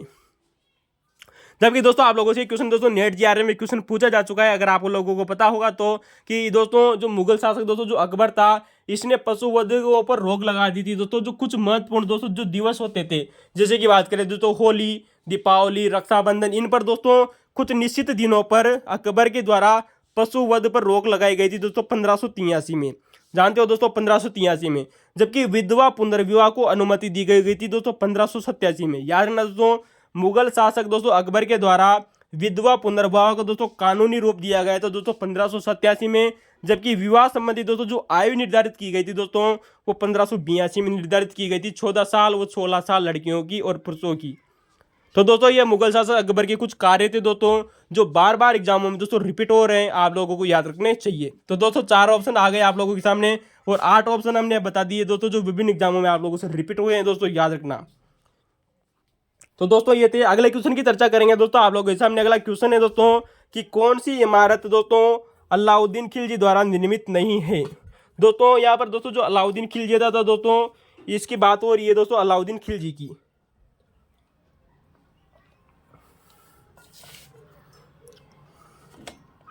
तो दोस्तों आप जानते हो दोस्तों खिलजी वंश का दोस्तों एक शासक हुआ था दोस्तों अलाउद्दीन खिलजी। तो दोस्तों अलाउद्दीन खिलजी ने दोस्तों कुछ इमारतों का निर्माण कराया था, जिनमें नंबर 1 आती दोस्तों जमात खाना मस्जिद। दोस्तों जमात खाना मस्जिद का निर्माण करवाया गया, 1000 सितून महल का निर्माण करवाया गया और अलाई दरवाजा बनाया गया। दोस्तों जो चौथा ऑप्शन है दोस्तों लाल महल। दोस्तों लाल महल का निर्माण दोस्तों अलाउद्दीन खिलजी ने नहीं करवाया गया है। यही आप लोगों से क्वेश्चन में पूछा गया था दोस्तों कि निम्न में से किसी इमारत का निर्माण अलाउद्दीन खिलजी ने नहीं करवाया था दोस्तों, तो नहीं करवाया था दोस्तों लाल महल का निर्माण। तो जबकि आप जानते हो दोस्तों लाल महल का निर्माण दोस्तों पुणे में दोस्तों आप जानते हो दोस्तों संभाजी भोसले हुआ करते थे दोस्तों 1630 में। शिवाजी के दोस्तों जो पिताजी थे दोस्तों इन्होंने इस लाल महल का निर्माण कराया था दोस्तों पुणे महाराष्ट्र में। तो दोस्तों आप जानते हो दोस्तों जो शाहजी दोस्तों जो भोसले थे जिन्होंने दोस्तों 1630 ईस्वी में दोस्तों पुणे महाराष्ट्र में दोस्तों लाल महल का निर्माण करवाया था। ठीक है दोस्तों, रेड पैलेस। तो दोस्तों रेड पैलेस का निर्माण किसने कराया था दोस्तों? शाहजी भोसले ने 1630 में। जबकि दोस्तों अलाउद्दीन खिलजी ने दोस्तों हजार सितून महल बनाया दोस्तों, सीरी का किला बनाया था दोस्तों और हौज खास बनाया था। इनके मैं आप लोगों को पहले चर्चा कर चुके हैं दोस्तों, हमारे पुराना वीडियो देखिएगा। दोस्तों आज हम बात करेंगे दोस्तों जमात खाना मस्जिद की। दोस्तों जमात खाना मस्जिद का निर्माण अलाउद्दीन खिलजी ने दोस्तों दिल्ली में करवाया था। दिल्ली में आप जानते हो दोस्तों जो निजामुद्दीन औलिया थे दोस्तों चिश्ती सिलसिले के दोस्तों जो चौथे नंबर के संत थे दोस्तों निजामुद्दीन औलिया, उनकी दरगाह में निर्मित थी एक मस्जिद जिसे जमात खाना मस्जिद भी कहा जाता है। तो दोस्तों निजामुद्दीन औलिया की दरगाह में एक मस्जिद का निर्माण करवाया दोस्तों अलाउद्दीन खिलजी ने, जिसे जमात खाना मस्जिद कहते हैं। इस मस्जिद की दोस्तों सबसे प्रसिद्ध विशेषता एक है दोस्तों कि इस मस्जिद की दोस्तों जितनी भी दीवारें हैं प्रत्येक दीवार के ऊपर दोस्तों कुरान की आयतें लिखी हुई है। दोस्तों याद रखना दोस्तों अलाउद्दीन खिलजी द्वारा निर्मित दोस्तों जो जमात खाना मस्जिद है इस मस्जिद की दीवारों पर कुरान के लेखों की पट्टियां उत्कीर्ण की गई है। दोस्तों वेरी मोस्ट इंपोर्टेंट बात याद रखना दोस्तों, ये क्वेश्चन आप लोगों से पूछा जा चुका है। तो दोस्तों ये थी दोस्तों जमात खाना मस्जिद दोस्तों जो दिल्ली में निजामुद्दीन औलिया की दरगाह के पास में बनी हुई है। ठीक है दोस्तों, या उसी की दरगाह में निर्मित है। दोस्तों हमने दोस्तों हजार सितून महल की चर्चा कर चुके थे पहले आप लोगों को कि हजार सितून महल का निर्माण दोस्तों अलाउद्दीन खिलजी द्वारा निर्मित पहली इमारत मानी जाती है। सॉरी दोस्तों हजार सितून महल। तो दोस्तों हजार सितून महल का निर्माण इसने दोस्तों अपने राज्याभिषेक के समय ही करवाया था दोस्तों 1296 ईस्वी में। दोस्तों 3 मंजिला है दोस्तों हजार सितून महल, हमने आप लोगों को पहले भी बता चुके हैं। हजार सितून, बामे हजार सितून और बनाए बामे हजार सितून, तो 3 इमारती दोस्तों नाम हमने आप लोगों को बता दिया। अगर हम चर्चा करें दोस्तों कि अलाई दरवाजा, दोस्तों अलाई दरवाजा का निर्माण दोस्तों अलाउद्दीन खिलजी ने कराया। आप जानते हो दोस्तों जो अलाई दरवाजा है दोस्तों ये लाल बलुआ पत्थर प्लस सफेद संगमरमर से निर्मित है। यानी कि दोस्तों लाल बलुआ पत्थर प्लस सफेद संगमरमर से निर्मित है दोस्तों अलाई दरवाजा। आप जानते हो दोस्तों अलाई जो दरवाजा है दोस्तों कुव्वत उल इस्लाम दोस्तों जो मस्जिद है दिल्ली में दोस्तों एक मस्जिद है जिसका नाम है दोस्तों कुव्वत उल इस्लाम मस्जिद। दोस्तों जो दिल्ली की दोस्तों जो कुव्वत उल इस्लाम जो मस्जिद है इसका दोस्तों जो दक्षिणी प्रवेश द्वार है, यानी कि दोस्तों जो मस्जिद है दोस्तों कुव्वत उल इस्लाम दोस्तों जो मस्जिद है इसका दक्षिणी प्रवेश द्वार, वेरी मोस्ट इंपोर्टेंट याद रखना दोस्तों, दक्षिणी प्रवेश द्वार को ही दोस्तों अलाई दरवाजा कहा जाता है। यानी कि दोस्तों जो कुतुब उल इस्लाम दोस्तों जो मस्जिद है इसका दोस्तों दक्षिणी प्रवेश द्वार को अलाई दरवाजा कहा जाता है, जिसका निर्माण अलाउद्दीन खिलजी ने कराया। यह निर्माण दोस्तों इसने 1311 ईस्वी में करवाया था। दोस्तों याद रखना दोस्तों कि दोस्तों जो अलाई दरवाजे का निर्माण 1311 ईस्वी में करवाया गया था। दोस्तों माना जाता है दोस्तों जो अलाई दरवाजा है दोस्तों दिल्ली सल्तनत की दोस्तों पहली इमारत मानी जाती है दोस्तों जिसमें संगमरमर का प्रयोग हुआ, या यूं कहें दोस्तों कि श्वेत संगमरमर का प्रयोग दिल्ली सल्तनत में दोस्तों सबसे पहले इसी अलाई दरवाजे में किया गया था। ठीक है दोस्तों, जो कि दोस्तों 1311 ईस्वी में दोस्तों किसने करवाया दोस्तों अलाउद्दीन खिलजी ने। याद रखना दोस्तों जो ये अलाई दरवाजा है दोस्तों ये हिंदू शैली प्लस मुस्लिम शैली प्लस बौद्ध शैली दोस्तों इसमें तीनों शैलियों का मिश्रण देखने को मिलता है इस अलाई दरवाजे में, जो कि दोस्तों लाल बलुआ पत्थर प्लस सफेद संगमरमर से निर्मित है। दोस्तों अलाई दरवाजा कुव्वत उल इस्लाम मस्जिद का दोस्तों दक्षिणी प्रवेश द्वार है, वेरी मोस्ट इंपोर्टेंट याद रखना अलाई दरवाजा। दोस्तों आप लोगों ने एक बार सुना होगा दोस्तों, हमने इससे पहले फर्ग्यूसन के बारे में बहुत बार चर्चा कर चुके हैं कि दोस्तों जो फर्ग्यूसन नाम का दोस्तों एक विद्वान हुआ था उसने इस अलाई दरवाजे के बारे में कहा था कि दोस्तों इतनी पूर्ण करती दोस्तों इतनी महत्वपूर्ण दोस्तों जो पूर्ण करती है दोस्तों पहले कभी भी नहीं बनी, नहीं आज के बाद में कभी बनी होगी। तो ऐसा दोस्तों फर्ग्यूसन ने कहा था इस अलाई दरवाजे के बारे में। याद रखना दोस्तों फर्ग्यूसन ने अलाई दरवाजे के बारे में कहा था कि इतनी पूर्ण करती पहले नहीं बनी न ही बाद में बनेगी। तो दोस्तों ऐसा किसने कहा था दोस्तों फर्ग्यूसन ने कहा कि इतनी पूर्ण करती पहले भी नहीं बनी और बाद में भी नहीं बनी। किसने कहा दोस्तों? फर्ग्यूसन ने कहा अलाई दरवाजे के बारे में कहा था। तो दोस्तों हमारे 3 ऑप्शन आप लोगों के सामने थे। दोस्तों हम अजारशेतुन महल के बारे में पहले चर्चा कर चुके थे। आइए दोस्तों हम अगले क्वेश्चन की चर्चा करेंगे। दोस्तों क्वेश्चन नंबर 14 आप लोगों के सामने। तो दोस्तों क्वेश्चन नंबर दोस्तों जो 17 है वो आप लोगों के सामने है कि जापान ने मंचूरिया पर किस वर्ष आक्रमण किया था। यानी कि दोस्तों जो जापान नाम का दोस्तों जो देश है, इसने मंचूरिया पर, दोस्तों मंचूरिया आप जानते हो दोस्तों दक्षिणी पूर्वी एशिया में दोस्तों स्थित है दोस्तों मंचूरिया। तो दोस्तों जापान ने मंचूरिया पर किस वर्ष आक्रमण किया था? इसका उत्तर होगा दोस्तों आप लोगों के सामने सन 1931 में। कब दोस्तों? दोस्तों ये वर्ल्ड हिस्ट्री का क्वेश्चन था, दोस्तों याद रखना। तो जापान ने दोस्तों मंचूरिया पर आक्रमण किया था दोस्तों 1931 में। वहीं दोस्तों हम अगले क्वेश्चन की तरफ चलते हैं। दोस्तों क्वेश्चन नंबर 18 दोस्तों आप लोगों से पुनः मुगल काल से क्वेश्चन पूछा गया है दोस्तों। नूर जहाँ गुट, जो दोस्तों आप लोगों के सामने क्वेश्चन है कि नूर जहाँ जुंटा, नूर जहाँ जुंटा। दोस्तों जो नूर जहाँ दोस्तों जो जुंटा नाम का एक दोस्तों ग्रुप हुआ करता था, दोस्तों समूह हुआ करता था, इसमें कौन शामिल नहीं था? यानी दोस्तों आप लोगों को 4 ऑप्शन दिए गए थे। नूर जुंटा, नूर जहाँ दोस्तों जो गुंटा नाम का दोस्तों एक समूह हुआ करता था, ग्रुप हुआ करता था, इसमें इसका कौन सदस्य नहीं था? दोस्तों आप जानते हो दोस्तों नूरजहाँ दोस्तों जो जुंटा नाम का या गुट हुआ करता था दोस्तों, इसमें 4 सदस्य थे। 4 सदस्य में से कौन नहीं था दोस्तों आप लोगों से पूछा गया है। बात करें एतमा उद्दौला। दोस्तों नूरजहाँ दोस्तों जो जुंटा नाम का दोस्तों एक ग्रुप हुआ करता था, इसे गुट भी कहते हैं, नूरजहाँ गुट। इसमें एतमा उद्दौला तो शामिल था दोस्तों, क्योंकि नूरजहाँ के पिताजी पिता थे दोस्तों एतमा उद्दौला, जिन्हें सन 1605 में जहांगीर ने दोस्तों एतमा उद्दौला की उपाधि दी थी। इनका मूल नाम दोस्तों मिर्जा गियास बेग था। वहीं दोस्तों आप बात करें आसफ खां की, बिल्कुल दोस्तों आसफ खां भी दोस्तों नूर जुंटा ग्रुप का सदस्य था, क्योंकि ये नूरजहाँ का भाई हुआ करता था। महावत खां और चौथा था दोस्तों खुर्रम। दोस्तों खुर्रम भी इसका सदस्य था दोस्तों, जिसने बाद में दोस्तों हम शाहजहाँ के नाम से जाना जाता है। तो दोस्तों नूर जुंटा दोस्तों जो ग्रुप था, नूरजहाँ दोस्तों जो ग्रुप हुआ करता था, ये इसे जुंटा भी कहते हैं या इसे चोकली भी कहते हैं। तो इसका दोस्तों जो सदस्य नहीं था वो था दोस्तों महावत खां। दोस्तों नूरजहाँ दोस्तों जो जुंटा ग्रुप था या गुट हुआ करता था, नूरजहाँ गुट, इसमें 4 सदस्य थे दोस्तों। नंबर 1 आता है दोस्तों नूरजहाँ, नूरजहाँ का भाई और नूरजहाँ के पिताजी, और नूरजहाँ का दोस्तों बाद में दोस्तों इसका बाद में दोस्तों जहांगीर के बाद में एक शासक बनता है दोस्तों शाहजहाँ, जिसे खुर्रम कहा जाता है, वो भी इसका सदस्य था। तो दोस्तों बात करते हैं दोस्तों, आइए हम इसकी बात करते हैं। तो दोस्तों 3 सदस्य यहाँ पर आप लोगों को दिए हुए हैं, आसफ खां, खुर्रम और एतमा उद्दौला, जिसकी उपाधि थी गियास बेग की। तो दोस्तों ये सभी सदस्य नूरजहाँ गुट के सदस्य थे। दोस्तों आइए हम अगर चर्चा करें कि नूरजहाँ दोस्तों जो गुट था, लेकिन बात करेंगे दोस्तों नूरजहाँ की। दोस्तों नूरजहाँ दोस्तों गुट था, इसका मूल दोस्तों अन्य नाम क्या क्या मिलते हैं? नूरजहाँ चौकड़ी या इसे गुट भी कहते हैं। चौकड़ी का मतलब होता है दोस्तों 4 सदस्यों का दोस्तों ग्रुप चौकड़ी। दोस्तों इसे चौकड़ी बोल दीजिए, दोस्तों इसे गुट बोल दीजिए, या जुंटा बोल दीजिए, या समूह बोल दीजिए।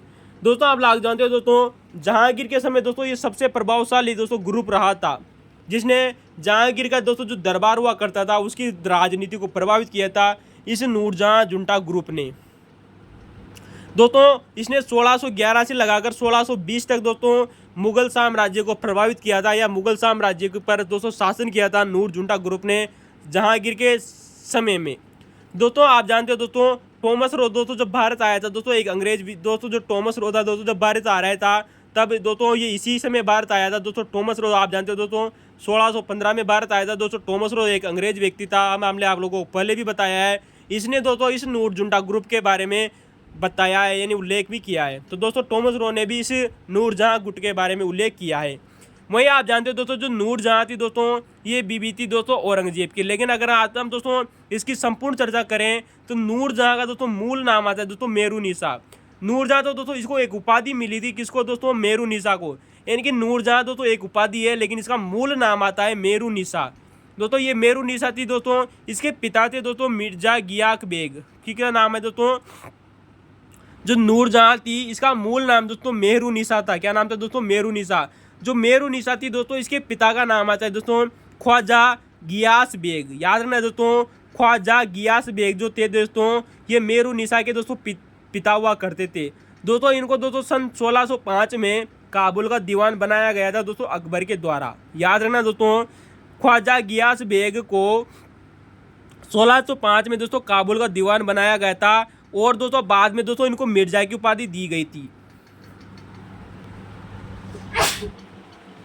तो दोस्तों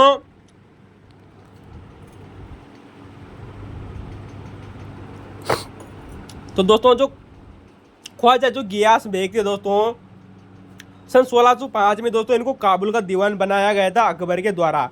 लेकिन दोस्तों इनको एक मिर्जा की उपाधि दी थी दोस्तों अकबर के द्वारा। मिर्जा गियास बेग के नाम से ये प्रसिद्ध हुए थे दोस्तों। कौन? ख्वाजा गियास बेग। तो दोस्तों इन्हें दोस्तों मिर्जा की उपाधि मिली और ये मिर्जा गियास बेग के नाम से प्रसिद्ध हुए। बाद में याद रखना दोस्तों, जैसे 1605 में दोस्तों अकबर की मृत्यु हो जाती है, तो अकबर की मृत्यु के बाद में दोस्तों शासक बनता है दोस्तों जहांगीर। जहांगीर ने जैसे शासक बनता है दोस्तों 1605 ईस्वी में दोस्तों, इस ख्वाजा गियास बेग या इसे मिर्जा गियास बेग ने नाम से जिसे जाना जाता है, इसको एक उपाधि दी जाती है दोस्तों जहांगीर के द्वारा, जिसका नाम है एतमा उत दौला की उपाधि। तो दोस्तों याद रखना दोस्तों, मिर्जा गियास बेग को दोस्तों जहांगीर ने 1605 में एक उपाधि दी, जिसका नाम है दोस्तों एतमा उत दौला का क्या नाम है दोस्तों? एतमाद उत दौला। दोस्तों एतमाद उत दौला की दोस्तों उपाधि दी गई थी दोस्तों जहांगीर के द्वारा 1605 में। और दोस्तों 1605 में ही दोस्तों इस एतमाद उत दौला को मिर्जा गियास बेग को दोस्तों जहांगीर के दोस्तों जो आधा राज्य का दीवान बना दिया था। याद रखना दोस्तों, वेरी मोस्ट इंपोर्टेंट बात आती है कि जहांगीर ने 1605 में आधे राज्य का दीवान किसे बनाया था, यानी कि दोस्तों जो उसका संपूर्ण साम्राज्य था उसमें से आधे दोस्तों आधा साम्राज्य का दोस्तों इसका दीवान बना दिया था दोस्तों एतमा उत दौला को, जिसका मूल नाम आता है दोस्तों ख्वाजा गियास बेग, जिसे मिर्जा गियास बेग के नाम से भी जाना जाता है।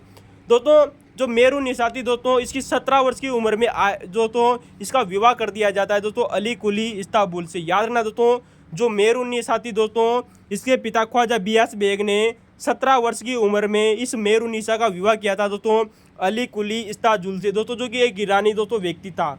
याद रखना दोस्तों, इस मेरुन्निसा या नूरजहां का दोस्तों जो विवाह है वो हो जाता है दोस्तों अली कुली इस्तांबुल से। दोस्तों अभी मेरुन्निसा का नाम नूरजहां नहीं पड़ा है। याद रखना दोस्तों, अभी हाल ही में दोस्तों इसका नाम मेरुन्निसा ही है, लेकिन इसका नूरजहां नाम कैसे पड़ेगा आइए हम दोस्तों चर्चा जरूर करेंगे। तो दोस्तों मेरुन्निसा का दोस्तों जो विवाह था वो 17 वर्ष की उम्र में अली कुली इस्ला जलू से, किसने दोस्तों?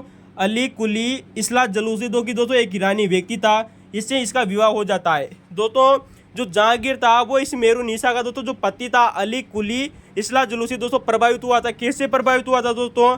कि दोस्तों जो अली कुली इस्ला जलू था दोस्तों, इसने बिना हथियार के दोस्तों एक बार शेर को मार दिया था।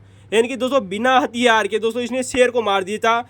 खाली हाथों से शेर को मारने के कारण जो जहांगीर था दोस्तों, इसने इस अली कुली इस्ला जलू को दोस्तों शेर अफगान की उपाधि दी थी दोस्तों, इसको खिताब दिया था दोस्तों शेर अफगान का। याद रखना दोस्तों, जहांगीर के द्वारा मेरुन्निसा के पति अली कुली इस्ला जलू यानी कि नूरजहां की दोस्तों अपने पति के मतलब अपना दोस्तों एक यूं मैं कहेगा कि जहांगीर ने दोस्तों अपनी पत्नी का दोस्तों जो पहली पति था उसको दोस्तों शेर अफगान की उपाधि दी थी। बाद में दोस्तों जो अली कुली था दोस्तों, ये बंगाल में मारा जाता है दोस्तों, एक बंगाल अभियान किया जाता है, उस समय दोस्तों ये मारा जाता है अली कुली इस्ला जलू। तो दोस्तों जहांगीर के द्वारा इसे शेर अफगान की उपाधि दी गई और इसे बंगाल में मार दिया गया था दोस्तों एक अभियान के दौरान। किसको? अली कुली इस्ला जलू को।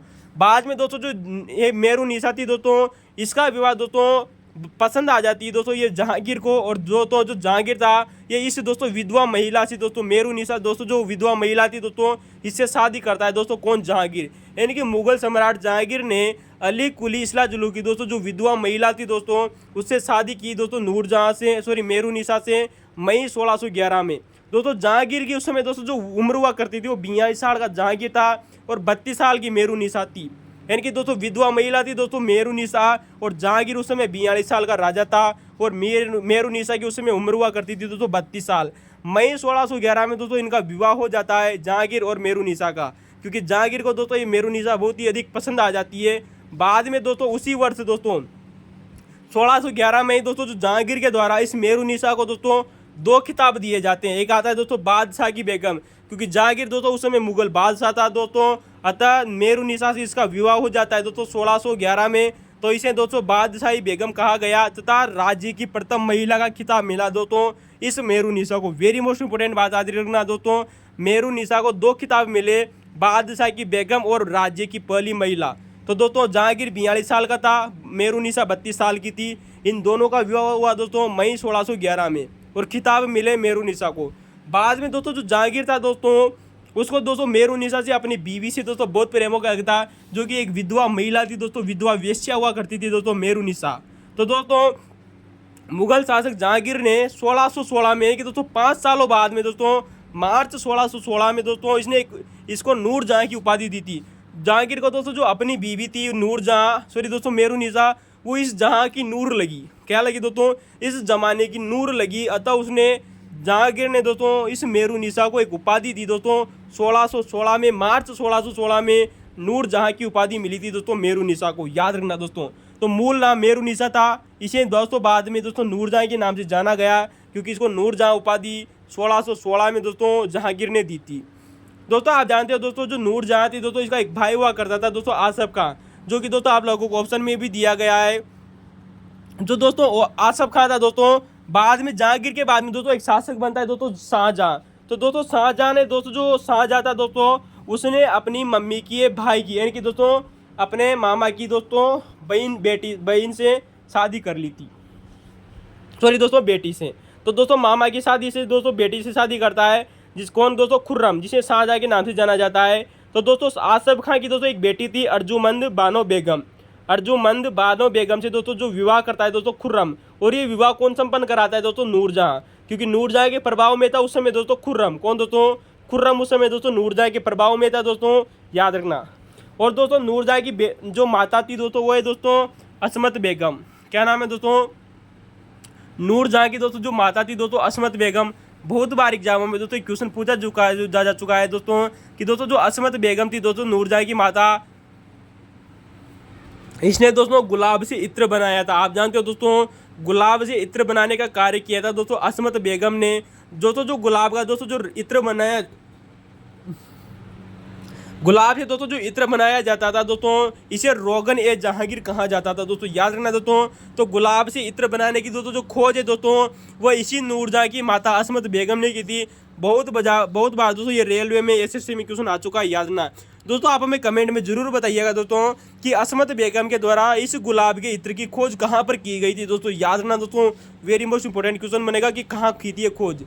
तो दोस्तों आज हमारी दोस्तों चर्चा थी दोस्तों नूरजहाँ गुट के बारे में, जिसे नूरजहाँ जुंटा या नूरजहाँ चौकड़ी भी कहते हैं। तो दोस्तों आप जानते हो दोस्तों जो नूरजहाँ गुट था या चौकड़ी था ये 1622 में दोस्तों जैसे ही एतमा उद्दौला की मृत्यु होती है और शाहजहाँ दोस्तों जो खुर्रम था वो विद्रोह कर देता है, तो उसके बाद में दोस्तों नूरजहाँ दोस्तों जो गुट था दोस्तों ये प्रभावहीन हो जाता है, याद रखना दोस्तों। तो दोस्तों जैसे दोस्तों एतमा उद्दौला की मृत्यु हो गई दोस्तों 1622 में, यानी कि नूरजहाँ के पिता की मृत्यु होने के बाद में और शाहजहाँ के द्वारा विद्रोह करने के साथ ही दोस्तों जो नूरजहाँ दोस्तों जो गुट था या चौकड़ी थी ये समाप्त हो जाता है या भंग हो जाता है। तो दोस्तों 4 सदस्य हमने आप लोगों को बता दिए, पिता, भाई और दोस्तों खुर्रम और स्वयं दोस्तों सदस्य थी नूरजहाँ गुट की। दोस्तों बहुत बार एग्जाम में क्वेश्चन रिपीट हुआ है दोस्तों, याद रखना। चलिए दोस्तों अगले क्वेश्चन की तरफ चलते हैं दोस्तों। क्वेश्चन नंबर 19 आप लोगों के सामने दोस्तों, किस शासक ने, दोस्तों आप लोगों से क्वेश्चन पूछा गया है कि किस शासक ने दोस्तों रुपया नामक एक सिक्का चलाया था। दोस्तों हमने आप लोगों को पहले भी दोस्तों बहुत बार बता दिया है, अगर आपने अभी तक हमारे दोस्तों पुराने वीडियो जाकर नहीं देखे हैं तो देखिएगा दोस्तों, वीडियो की क्वालिटी बढ़ाइए दोस्तों और वीडियो के अंदर जरूर बने रहना। दोस्तों जो किस शासक ने दोस्तों रुपया नामक चांदी का सिक्का चलाया था, दोस्तों क्वेश्चन आप लोगों से पूछा गया है दोस्तों। सेट एग्जाम 2013 का पेपर है दोस्तों, हिस्ट्री का 3rd पेपर पार्ट नंबर 2, किस शासक ने रुपया नामक चांदी का सिक्का चलाया था। इसका उत्तर होगा दोस्तों शेरशाह सूरी ने। किसने दोस्तों? शेरशाह सूरी ने। दोस्तों हम पहले भी बता चुके थे कि जो रुपया नामक दोस्तों जो चांदी का सिक्का था दोस्तों ये 178 ग्रेन का हुआ करता था। किसका दोस्तों? 178 ग्रेन का दोस्तों चांदी का रुपया सिक्का था दोस्तों। शेरशाह सूरी ने दोस्तों आप लोगों को पता है तांबे का एक सिक्का भी चलाया था दोस्तों जिसे दाम कहा जाता था, याद रखना दोस्तों। तांबे का एक सिक्का चलाया था जिसे दोस्तों दाम कहा जाता था। 380 ग्रेन का हुआ करता था दोस्तों दाम। दोस्तों ये नेट जीआरए में क्वेश्चन भी पूछा जा चुका है दोस्तों कि दोस्तों चांदी का सिक्का रुपया और दोस्तों तांबे के दाम का अनुपात क्या हुआ करता था, 1:64, यानी कि दोस्तों चांदी का 1 रुपया और तांबे का दोस्तों जो दाम है दोस्तों 64 सिक्के होंगे तब चांदी का 1 रुपये के बराबर होगा। तो दोस्तों 1:64 दोस्तों चांदी का रुपया और तांबे के दाम का अनुपात था। तो दोस्तों हम आप लोगों को पहले भी बता चुके थे। दोस्तों आप हमें कमेंट में जरूर बताइएगा कि शेरशाह सूरी ने सोने का कौन सा सिक्का चलाया था और उसका वजन कितना था। ये क्वेश्चन हम आप लोगों को पहले बता चुके हैं, याद रखना। दोस्तों यहाँ पर दोस्तों पुनः दोस्तों फिर एक बार आप लोगों के सामने क्वेश्चन आया है कि शिवाजी के संदर्भ में इन निम्न जो चर्चाएं रही थी दोस्तों उनको मिलान करना था, क्रम में जमाना था। तो दोस्तों याद रखना दोस्तों सन दिए गए थे और सन के साथ में इनको मैच करना था कि अफजल खां की हत्या कब हुई थी। दोस्तों हम आप लोगों को बहुत बार बता चुके हैं, आप हमारे पुरानी वीडियो देखिएगा, मजा आएगा दोस्तों। एक भी क्वेश्चन बाहर नहीं जा रहा है दोस्तों आने वाले समय का। अफजल खां की हत्या दोस्तों 1659 में की थी, हमने आप लोगों को बहुत बार बताया है। शाइस्ता खां पर दोस्तों रात्रि में हमला दोस्तों 1663 में हुआ था दोस्तों। शाइस्ता खां में दोस्तों जो रात्रि में हमला हुआ था 1663 में हुआ था। शिवाजी का दोस्तों राज्यारोहण दोस्तों आप लोगों को पता है दोस्तों 1674 में हुआ था। कब हुआ था दोस्तों? 1674 में। जबकि दोस्तों शिवाजी द्वारा मुगल दरबार आगरा में जाना, दोस्तों चौथा ऑप्शन आप लोगों को दिया गया था शिवाजी मुगल दरबार आगरा में। तो दोस्तों ये थे दोस्तों, कब गए थे दोस्तों शिवाजी मुगल दरबार आगरा में? 1666 की बात आती है दोस्तों। 1666 में दोस्तों जब आगरा में दोस्तों जो औरंगजेब था वो अपना जन्मदिन मना रहा था दोस्तों, और शिवाजी वहाँ पर जाते हैं उस जन्मदिन पर, लेकिन औरंगजेब के द्वारा दोस्तों जन्म दिवस के दोस्तों मौके पर शिवाजी से दोस्तों वार्तालाप नहीं हो पाता है, अतः शिवाजी द्वारा दोस्तों पुनः आगरा से वापस आ जाते हैं 1666 में। तो दोस्तों हमने आप लोगों को बहुत बार बताया दोस्तों कि हैदराबाद का दोस्तों जो सेनापति था दोस्तों अफजल खां, इसकी हत्या दोस्तों 10 नवंबर 1659 को की थी। वहीं दोस्तों हमने आप लोगों को बताया कि दोस्तों जो शाइस्ता खां था दोस्तों ये औरंगजेब का सगा रिश्तेदार था, जहाँ पर दोस्तों और शाइस्ता खां पर दोस्तों जो हमला किया था 1663 में दोस्तों, उस समय दोस्तों इसका बेटा और इसका दोस्तों इसका रक्षक मारा जा चुका था, लेकिन शाइस्ता का दोस्तों स्वयं यहाँ से भाग गया था। दोस्तों ये घायल तो हो गया था दोस्तों शाइस्ता का, लेकिन भाग गया था, जबकि उसका बेटा और उसका रक्षक मारा गया था। वेरी मोस्ट इंपोर्टेंट याद रखना दोस्तों। आप जानते हो शिवाजी का दोस्तों जो राज्याभिषेक है दोस्तों ये 1674 में हुआ था। कब हुआ था दोस्तों? 1674 में हुआ था। गंगा भट्ट नामक दोस्तों एक विद्वान हुआ करता था जिन्होंने इसका राज्याभिषेक किया था, और उसी गंगा भट्ट ने दोस्तों जो शिवाजी थे दोस्तों उनको क्षत्रिय की उपाधि दी थी। कौन सी उपाधि दी थी दोस्तों? क्षत्रिय की उपाधि दी थी, मतलब क्षत्रिय बताया था दोस्तों। सॉरी दोस्तों, जो गंगा भट्ट था दोस्तों इसने दोस्तों शिवाजी को दोस्तों क्षत्रिय बताया था दोस्तों 1674 में राज्याभिषेक करने के बाद में। दोस्तों आप हमें कमेंट में बताइएगा दोस्तों कि इनका राज्याभिषेक किस किले में हुआ था। ठीक है दोस्तों, एक बहुत बार क्वेश्चन रिपीट हुआ है और हम आप लोगों को पहले भी बता चुके हैं दोस्तों। अगर शिवाजी के बारे में कुछ और फैक्ट की बात करें दोस्तों, 2 फैक्ट और अधिक एग्जामों में दोस्तों रिपीट हो रहे हैं। शिवाजी ने 1673 ईस्वी में दोस्तों, याद रखना दोस्तों, शिवाजी ने 1673 ईस्वी में गोलकुंडा का एक शासक हुआ करता था दोस्तों जिसका नाम है दोस्तों अली कुतुब शाह। दोस्तों जो अली कुतुब शाह था दोस्तों आप जानते हो दोस्तों हमने दोस्तों आप लोगों को दोस्तों बताया भी हुआ है दोस्तों कि दोस्तों जो गोलकुंडा था दोस्तों इसका अंतिम शासक था दोस्तों कुतुब शाह, क्योंकि दोस्तों गोलकुंडा को दोस्तों बाद में दोस्तों औरंगजेब के द्वारा 1687 में दोस्तों औरंगजेब ने अपने साम्राज्य में मिला लिया था। लेकिन दोस्तों 1687 से पहले दोस्तों 1673 की बात आती है दोस्तों, जब शिवाजी ने दोस्तों गोलकुंडा के शासक कुतुब शाह से दोस्तों संधि की, तथा कुतुब शाह के दोस्तों जो दरबारी हुआ करते थे दोस्तों अदन्ना और मखन्ना, दोस्तों मदन्ना और दोस्तों अखन्ना नाम के दोस्तों 2 विद्वान हुआ करते थे दोस्तों, 2 सेनापति हुआ करते थे दोस्तों, या फिर यूँ कहे दोस्तों इसके दरबारी थे दोस्तों, तो बहुत बड़े दोस्तों इसका शासन संभालते थे दोस्तों कुतुब शाह का।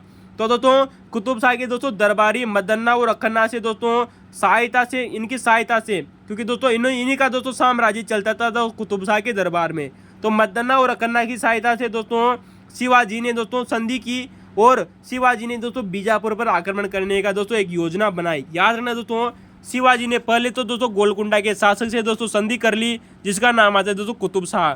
कुतुब शाह के दरबार के दोस्तों 2 विद्वान हुआ करते थे दोस्तों मदन्ना और अखन्ना, जिनका दोस्तों पूरे के पूरे साम्राज्य पर बहुत बड़ा प्रभाव था, और ये साम्राज्य इन्हीं दोनों के हाथों से चलता था, मदन्ना और अखन्ना की सहायता से। तो दोस्तों शिवाजी ने इसी मदन्ना और अखन्ना की सहायता से दोस्तों बीजापुर यानी कर्नाटक पर आक्रमण की योजना बनाई। दोस्तों जो ये कुतुब शाह ने दोस्तों ये संधि की थी दोस्तों शिवाजी से, इस संधि के बारे में आप लोगों को जरूर याद रखना दोस्तों, ये क्वेश्चन आप लोगों से रिपीट हो सकता है कि गोलकुंडा के शासक दोस्तों कुतुब शाह और शिवाजी के बीच में दोस्तों जो संधि हुई थी दोस्तों, कुतुब शाह ने अपनी राजधानी हैदराबाद में शिवाजी का भव्य स्वागत किया था। याद रखना दोस्तों, कुतुब शाह ने अपनी राजधानी हैदराबाद में शिवाजी का दोस्तों भव्य स्वागत किया था। और दोस्तों प्रति वर्ष दोस्तों 1 लाख हुण दोस्तों यहाँ पर 1 लाख हुण आया है दोस्तों। 1 लाख हुण का अर्थ होता है दोस्तों प्रति वर्ष 5 लाख रुपए, यानी कि दोस्तों 1 लाख हुण बोल दीजिए दोस्तों, या फिर बोल दीजिए दोस्तों 5 लाख रुपए, यानी कि 1 हुण बराबर होता था दोस्तों 5 रुपया। तो हुण क्या था दोस्तों आप लोगों को हमने पहले भी बताया था दोस्तों, इससे पहले मैं आप लोगों को बता चुके हैं दोस्तों पहले वाले पेपर में कि हुण दोस्तों एक मुगलकालीन सिक्का हुआ करता था।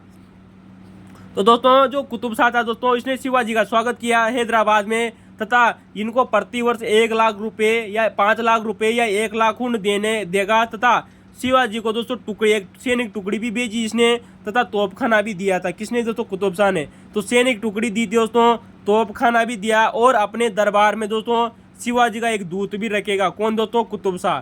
तो ये कुछ चीजें दोस्तों याद रखना। शिवाजी का भव्य स्वागत किया हैदराबाद में अपनी राजधानी में, 1 लाख हुंड देगा प्रतिवर्ष, सैनिक टुकड़ी भी रखी, सैनिक टुकड़ी भी दी दोस्तों इसने शिवाजी को।